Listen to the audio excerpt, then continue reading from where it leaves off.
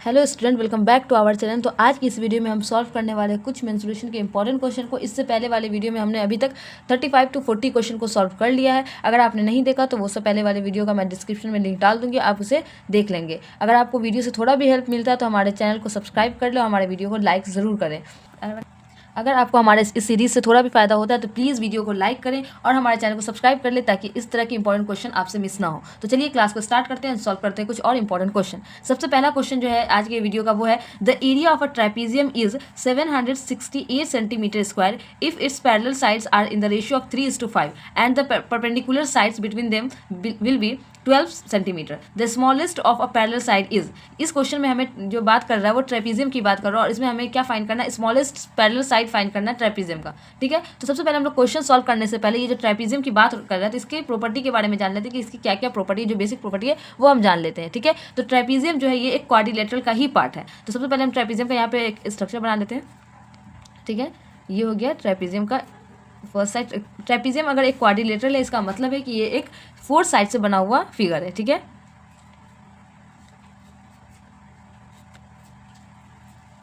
ये हो गया हमारा ट्रेपीजियम। और ट्रेपीजियम का फर्स्ट प्रॉपर्टी होता है इसमें कि इसमें जो होता है ना, one pair of parallel side होता है, मतलब one pair of opposite parallel side होता है। यहाँ पे 4 साइड है ना, तो ये एक अपोजिट साइड होगा, ये दोनों एक दूसरे के अपोजिट है और ये दोनों एक दूसरे के अपोजिट है। बट ऐसा नहीं है कि ये दोनों एक दूसरे के पैरेलल होगा, नहीं, ये दोनों एक दूसरे के पैरेलल नहीं होगा।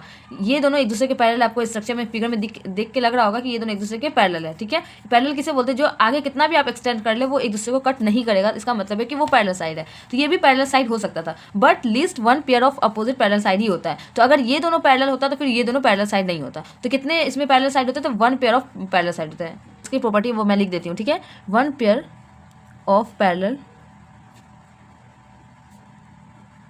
अपोजिट साइड्स, इसमें one pair of opposite parallel side होते हैं और ये दोनों जो है ये नॉन पैरेलल होते हैं। ठीक है, तो यहाँ पे जो two sides are two non parallel side होते हैं, साइड्स होते हैं।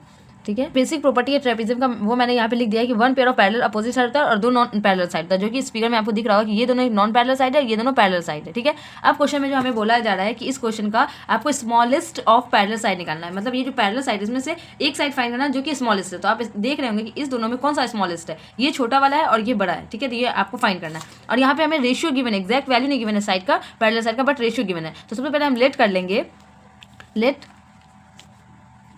The parallel side be 3x and 5x। यहाँ पे 3:5 दिया हुआ है तो हम 3x एंड 5x लेट कर लेंगे। इसके बाद हमें क्वेश्चन में क्या गिवन है, एरिया गिवन है। तो एरिया ऑफ,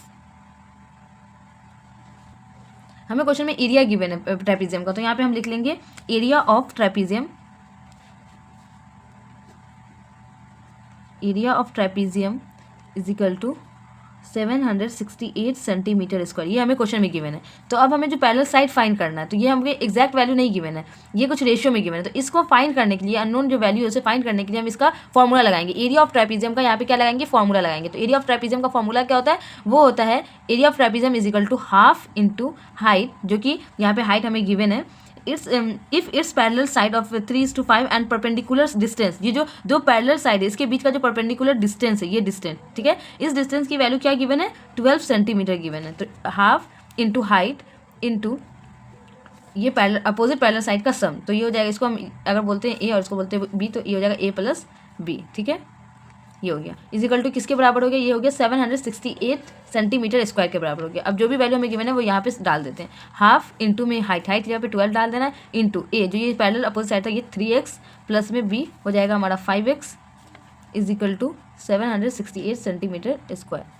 अब यहाँ पे 2 6 12, तो ये हो जाएगा 6 इंटू में 3x प्लस 5x क्या हो जाएगा 8x इज इक्वल टू में 768 सेंटीमीटर स्क्वायर।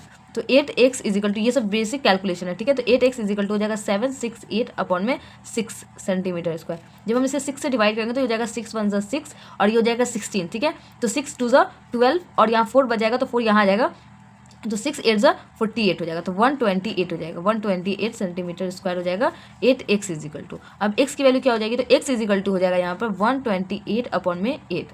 ठीक है। अब इसको किस चीज़ से कट करना है, 8 से कट करना है, तो 8 से कितनी बार में कट जाएगा, अब 8 का टेबल पढ़ेंगे तो हो जाएगा 8 को अगर हम आप डिवाइड करके चेक कर लेंगे तो हो जाएगा 8 1 8, ये 12 है तो यहाँ पे 8 1 8, तो कितना यहाँ बच जाएगा, यहाँ पे 4 बच जाएगा, 4 यहाँ लग जाएगा सामने में, 8 से आगे 4 लगे तो ये क्या हो जाएगा 48 हो जाएगा। तो 48 कितने टाइम में कटेगा, 6 टाइम में कटेगा, 4 8 जस्ट 48 होता है, तो यहाँ हो जाएगा 6। इसका मतलब है कि x की वैल्यू क्या हो गई, x इज इक्वल टू हो जाएगा यहाँ पर 16 सेंटीमीटर, ठीक है, ये जाएगा 16 सेंटीमीटर, ये हो गई x की वैल्यू। अब यहाँ से x फाइंड हो गया, हमें क्या बोला जा रहा था, हमें बोला जा रहा है यहाँ पर स्मॉलेस्ट पैरेलल साइड फाइंड करना है। तो स्मॉलेस्ट पैरेलल साइड क्या था, एक है 3x और एक है 5x, तो ये 5x जो है बड़ा वाला पैरेलल साइड है और 3x स्मॉलेस्ट वाला है, तो स्मॉलेस्ट पैरेलल साइड हो जाएगा, smallest parallel side, smallest parallel side is 3x, तो 3 इंटू एक्स के जहाँ पे 16 डालेंगे तो 16 3 ज़ा 48 सेंटीमीटर, ये हमारा हो गया स्मॉलेस्ट पैरेलल साइड, ठीक है।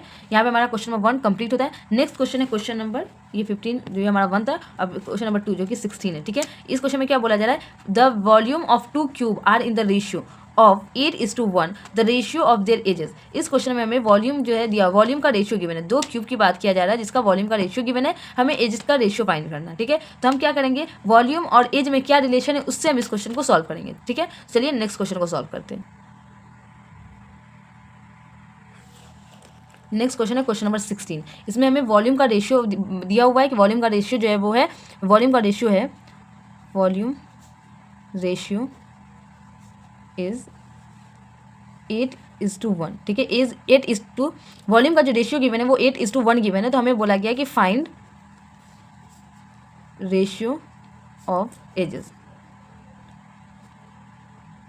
ठीक है, ये हमें फाइंड करने बोला गया। तो सबसे पहले देखते हैं कि वॉल्यूम में और एजेस में क्या रिलेशन है। तो वॉल्यूम क्यूब का जो वॉल्यूम होता है वो क्या होता है, volume of cube, volume of cube is equal to होता है, volume of cube, volume of cube होता है एज का क्यूब, ठीक है, एज का जो क्यूब करते हैं तो वॉल्यूम फाइंड हो जाता है। तो एज को लेट कर लेते हैं कि edge is equal to, let कर लेते हैं पहले, let edge is equal to, edge is equal to, ठीक है, ए लेट कर लेते हैं। तो वॉल्यूम ऑफ क्यूब क्या हो जाएगा, ए का क्यूब, और वॉल्यूम को किस चीज़ से डिनोट करते हैं, वी से डिनोट करते हैं, तो वी इज इक्वल टू हो जाएगा ए का क्यूब।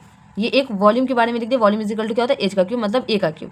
अब वॉल्यूम का रेशियो मान लेते हैं कि पहला वॉल्यूम जो था वो था V1 और दूसरा वॉल्यूम जो है V2, तो V1 और V2 का रेशियो क्या है, वो है 8:1, मतलब इसका हो गया कि 8/1 है, ठीक है, ये इसका वॉल्यूम का रेशियो है। तो वॉल्यूम का फॉर्मूला अभी मैंने क्या लिखा, ए का क्यूब मतलब V1 अपॉन में V2, सॉरी यहाँ पे ये V2 होगा, ठीक है, V1 अपॉन में V2 इज इक्वल टू हो जाएगा A1 का क्यूब अपॉन में A2 का क्यूब, A2 का क्यूब इज इक्वल टू 8/1, ठीक है। V1/V2 को हम A1 का क्यूब बटे में A2 का क्यूब भी लिख सकते हैं, ठीक है, बिकॉज V जो है किसके बराबर होता है, ए क्यूब के बराबर होता है, इसलिए हम इस चीज़ को हम इसके बराबर लिख देते हैं। तो अब A1 जो होता है, A1 पहले वाले क्यूब का साइड हो गया और A2 दूसरे वाले क्यूब का साइड हो गया, इज इक्वल टू 8/1, और यहाँ से जब दोनों से क्यूब हटेगा तो इस साइड क्या लगेगा, क्यूब रूट लगेगा, क्यूब रूट करना है इस नंबर का, ठीक है। तो यहाँ पे क्यूब रूट करेंगे जब 8 का 1 का, तो क्या हो जाएगा A1/A2 इज इक्वल टू 8 का क्यूब क्या होता है, क्यूब रूट होता है 2 अपॉन 1 का क्यूब रूट क्या होता है 1 होता है। मतलब क्या होगा, 2 का मतलब हो गया कि 2 को अगर 3 टाइम मल्टीप्लाई 2 इंटू 2 इंटू 2, 2 2 4 4 2 8 होता है, ठीक है। तो 8 का क्यूब रूट क्या होगा 2 होगा। तो एज का रेशियो क्या हो जाएगा, रेशियो ऑफ एजेस बोला जा रहा था ना, तो रेशियो ऑफ एजेस हो जाएगा, ratio of their edges is 2:1, ठीक है, ये हो जाएगा रेशियो। कैसे फाइंड किया, वॉल्यूम का रेशियो पता था, वॉल्यूम का रिलेशन क्या है एज के साथ वो लिखना है कि वॉल्यूम इज इक्वल टू ए का क्यूब, मतलब ए यहाँ पे क्या है, ए हमने एज को लेट किया कि एज जो है वो इससे उसको ए से डिनोट करते हैं, तो वॉल्यूम 1 बटे में वॉल्यूम 2 इज इक्वल टू हो जाएगा 8/1। तो वॉल्यूम को की जगह पे हम क्या डाल देंगे, एज की वैल्यू डाल देंगे H1 अपन में H2, दोनों का क्यूब इज इक्वल टू 8/1, इस तरीके से हम सॉल्व कर लेंगे, ठीक है। नेक्स्ट क्वेश्चन है क्वेश्चन नंबर 17। नंबर 17 में गिवन है each edge of cube is increase by 50%, then the percentage increase in its surface area, ठीक है। ऑप्शन ए है 125%, ऑप्शन बी है 150%, ऑप्शन सी है 175% एंड ऑप्शन डी है 180%। कह रहा है कि एक क्यूब है जिसका एज जो है, अगर इसके एज को ओरिजिनल जो क्यूब था जिसका साइड कुछ भी एलेक्ट कर लेते हैं कि यही साइड है, उस साइड से अगर उसको हम इंक्रीज कर देते हैं 50% से ईच एज को, तो उसके सरफेस एरिया में कितने से इंक्रीज करेगा ये हमसे पूछा जा रहा है, ठीक है। तो चलिए क्वेश्चन को सॉल्व करते हैं। सबसे पहले तो क्यूब एक बना लेते हैं। तो मैंने यहाँ पे 2 क्यूब बना लिया, ठीक है। क्यों 2 क्यूब बनाया, कि यहाँ पे बोला जा रहा है कि पहले जो क्यूब था उसका लेंथ जो भी था उससे 50% हर एज को इंक्रीज करने पे न्यू क्यूब बनाया गया। तो इस दोनों की सरफेस एरिया में क्या इंक्रीज हो रहा है वो हमसे पूछा जा रहा है। तो 2 क्यूब बना लिया, ये हो गया हमारा ओरिजिनल क्यूब, जिसका हम मान लेते हैं कि इसका जो ये था, तो ओरिजिनल वाले क्यूब का जो लेंथ है वो लिख लेते हैं, ठीक है। लेट कर लेते हैं कि let the original edge of the cube is equal to A, ठीक है। तो इसमें 50% से इंक्रीज़ हो जाएगा, तो new edge is equal to क्या हो जाएगा, पहले ए था, ए में 50% से इंक्रीज़ कर जाएगा, तो ये हो जाएगा ए प्लस में 50% ऑफ ए, परसेंट है, तो new edge is equal to, new edge क्या हो जाएगा, न्यू एज को अगर 50% से बढ़ा दे तो ए प्लस में 50% ऑफ ए, तो 50% ऑफ ए को कैसे लिखेंगे, 50/100 इंटू में ए। तो यहाँ पे इसको इससे जब सिंप्लीफाई करेंगे तो क्या हो जाएगा, ए प्लस में 0.5 ए, तो ये हो जाएगा 1.5 ए, ठीक है। तो ओरिजिनल एज जो था वो ए है और न्यू एज क्या हो जाएगा 1.5 ए हो जाएगा। अब लिखते हैं original surface area, original surface area, original surface area is equal to क्या होता है, सरफेस एरिया होता है 6L²। एल किसको बोला गया, एल साइड को बोला गया, तो यहाँ पे हम लिखेंगे 6A², ठीक है। एल की जगह पे A², ये फॉर्मूला होता है A² बोले, जो भी साइड है वो बस बोलेंगे, तो यहाँ पे लिखेगा 6A²। Original surface area is equal to 6A²। तो जब 50% से जब साइड बढ़ गया तो यहाँ पे क्या हो जाएगा, न्यू सरफेस एरिया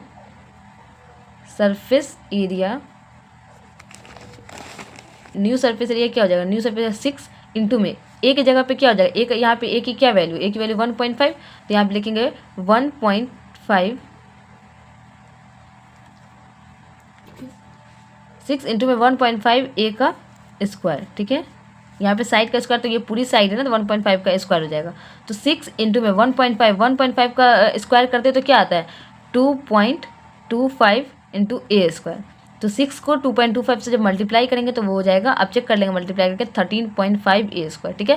तो ये हो गया न्यू सरफेस एरिया और ये हो गया ओरिजिनल सरफेस एरिया। अब इस दोनों में ये जो सरफेस एरिया है, इस सरफेस एरिया से कितने से इंक्रीज़ किया है ये हमें फाइंड करना है। क्या फाइंड करना है, हमें फाइंड करना है, अब हम कैलकुलेट करने वाले हैं, calculate the percentage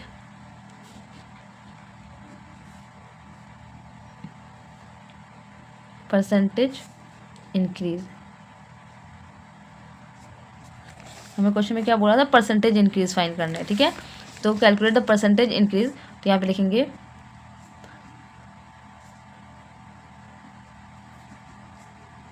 the percentage increase is हो जाएगा, जो ओरिजिनल, जो यहाँ पर परसेंटेज इंक्रीज कैसे निकालेंगे, न्यू सरफेस एरिया माइनस में ओरिजिनल सरफेस एरिया अपॉन में जो यहाँ पे ओरिजिनल सरफेस एरिया गिवन था। तो द परसेंटेज इंक्रीज इज क्या हो जाएगा, न्यू सरफेस एरिया माइनस में ओरिजिनल सरफेस एरिया अपॉन में ओरिजिनल सरफेस एरिया, ठीक है। ये होता है परसेंटेज इंक्रीज का फॉर्मूला होता है। इससे पहले भी वाले वीडियो में मैंने आपको बताया था कि ये इंक्रीज कैसे फाइंड करते हैं, परसेंटेज इंक्रीज इस तरीके से, इंटू में 100 क्यों लिखा, बिकॉज यहाँ पे परसेंटेज निकालना है, तो इसलिए 100 हो जाएगा, ठीक है। तो यहाँ पे न्यू सरफेस एरिया क्या है, new surface area 13.5 A² minus में ओरिजिनल क्या है 6A² अपॉन में 6A² इंटू 100। जब 13.5 से हम 6 को माइनस करेंगे तो क्या हो जाएगा, 7.5 अपॉन में 6A² 7.5 A² इंटू 100।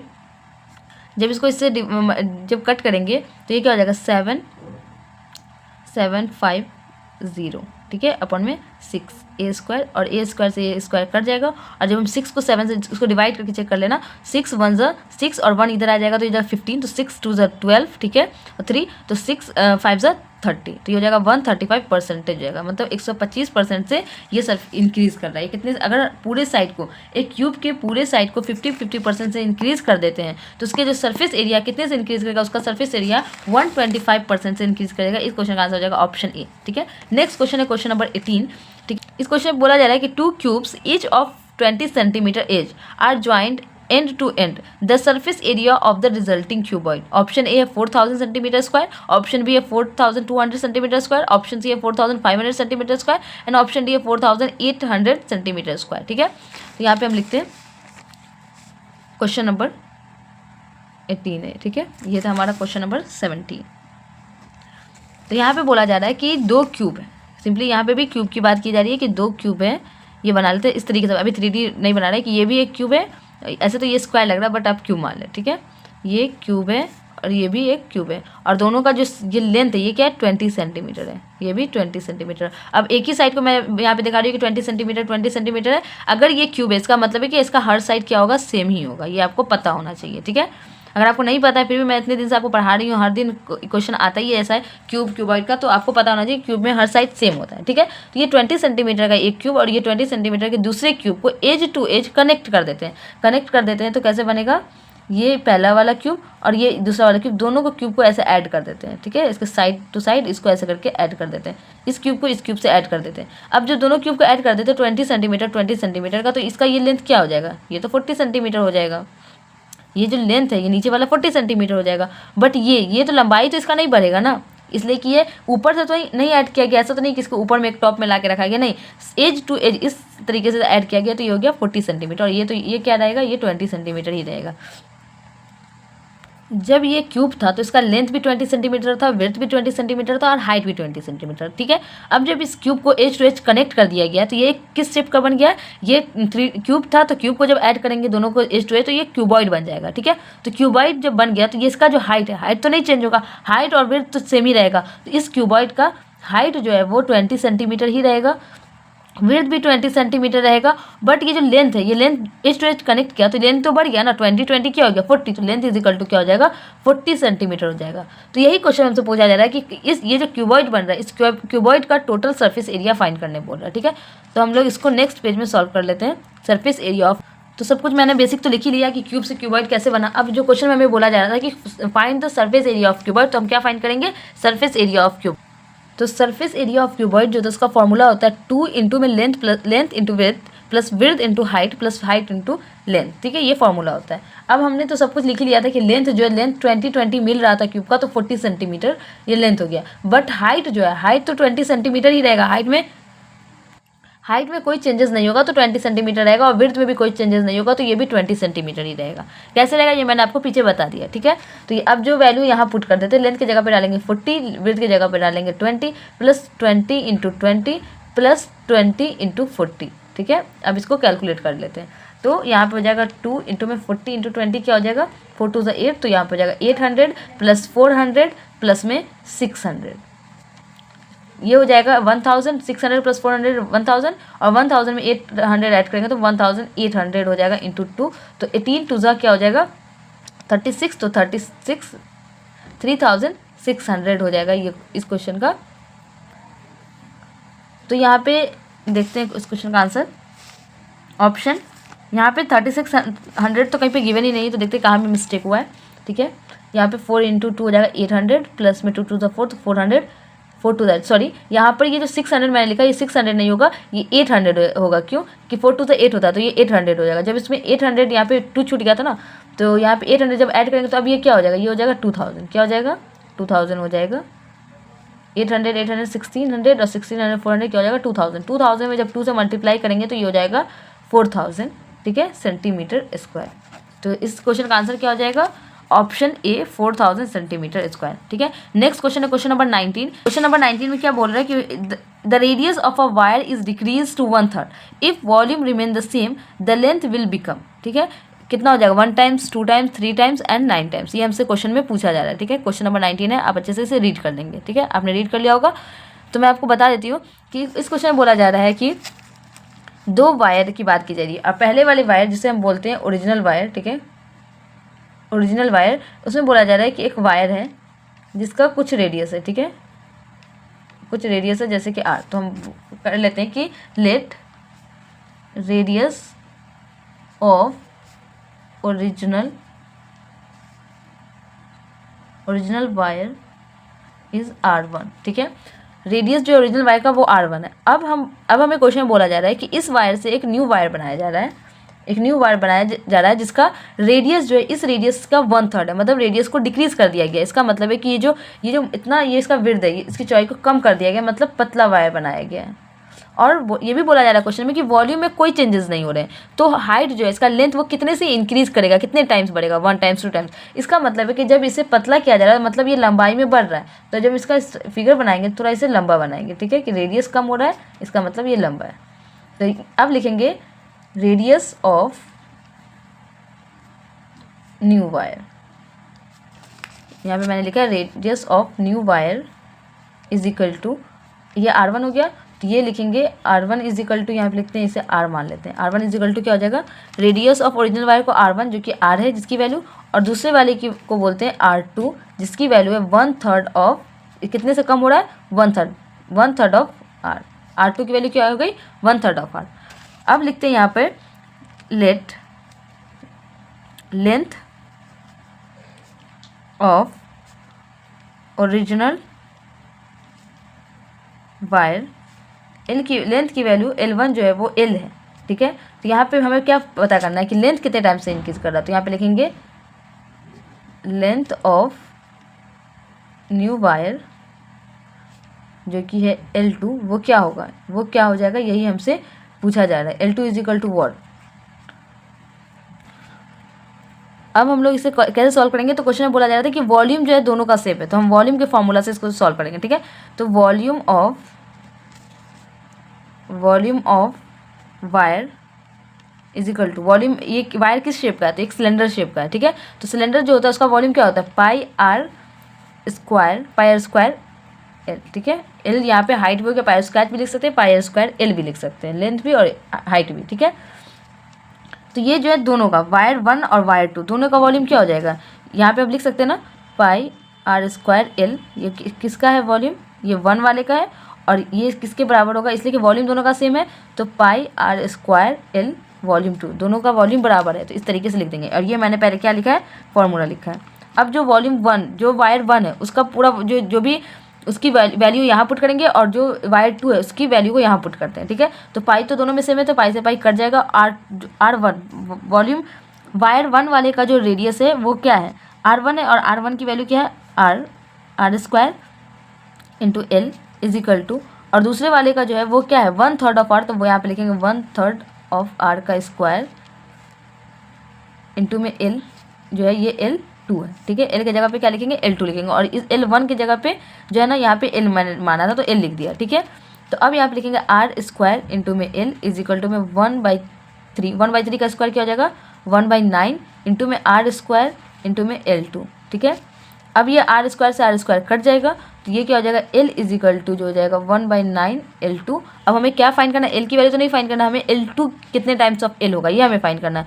तो L2 इज इक्वल टू क्या हो जाएगा, इसको इससे मल्टीप्लाई करेंगे तो 9 इंटू में L, तो L2 जो हो जाएगा वो 9 टाइम, L2 की वैल्यू जो हो जाएगी वो 9 टाइम्स ऑफ L हो जाएगी। मतलब पहले वाले वायर से, इस पहले वाले वायर से जो इसका जो हाइट है, इसका हाइट कितना टाइम ज़्यादा हो जाएगा, 9 टाइम ज़्यादा हो जाएगा, ठीक है। वॉल्यूम में कोई चेंज नहीं हो रहा है, तो इसका मतलब है कि जब वॉल्यूम में चेंज नहीं हो रहा है और रेडियस 1/3 से घट रहा है, इसका मतलब है कि लेंथ जो है वो 9 टाइम से इंक्रीज हो रहा है। तो इस क्वेश्चन का आंसर क्या हो जाएगा, ऑप्शन डी, ठीक है। नेक्स्ट क्वेश्चन है क्वेश्चन नंबर 20। क्वेश्चन नंबर 20 में गिवन है, what will be the change in the volume of cube when it's side become 10 times the original side, ठीक है। क्वेश्चन बोला जा रहा है कि क्या चेंज होगा वॉल्यूम, क्यूब के वॉल्यूम में क्या चेंजेस आएंगे जब उसके साइड जो है वो 10 टाइम्स जो हो जाएंगे ओरिजिनल साइड के।